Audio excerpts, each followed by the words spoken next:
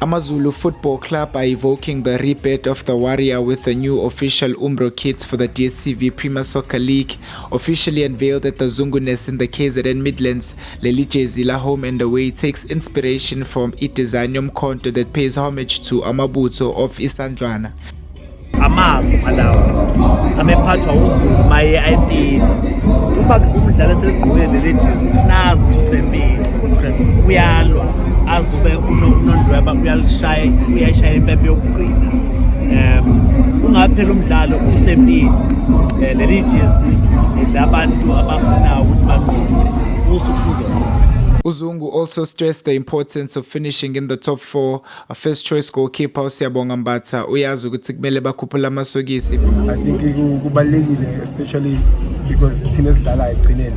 So yena ngasho but if thina singekho willing then ngoba kuyinkinga but dawe kwenza ngakhona izinto abadlali yabo ukuthi bonke basebenzela i-top 4. Only 5 points are separated AmaZulu from Ipolokwane City, who were relegated in the last PSL campaign. They spent the majority of the season languishing at the bottom of the standings. Umanzini says they will be announcing abadlali abasha to help strengthen the squad.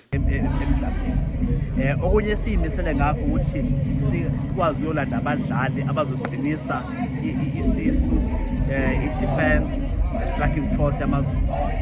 Labadlali esinabo manje sijabule kakhulu ngabo ufuna nje baqiniswe lapho nalapho ukuze lo nyaka esibhekene nawo ube unyaka onempumelelo.